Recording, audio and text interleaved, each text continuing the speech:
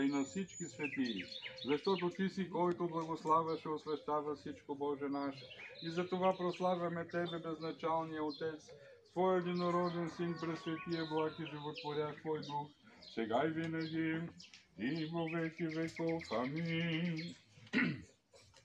Господи Исусе Христе, който си благословил 5 хляба и си наситил с тях 5000 души, сам благослови този хляб, това жито и това вино и този корбан, чрез Твоя свят Дух, умножи ги в това село и освети верните, които вкусват от тях, защото си свят сега и винаги, и во веки веков. Амин.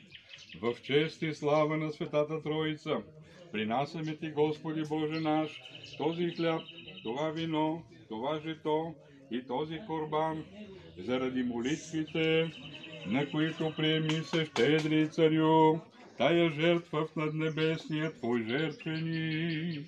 Господи помилуй, Господи помилуй, Господи помилуй. Помилуй нас, Боже, според Твоята голяма милост, молим Ти се, чуй и помилуй.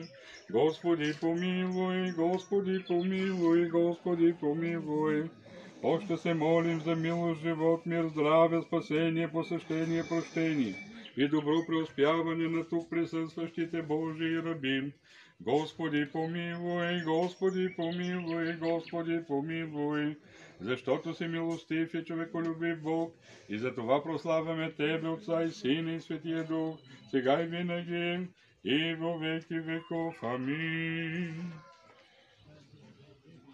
Освещава се този корбан чрез поръсването с тази светена вода.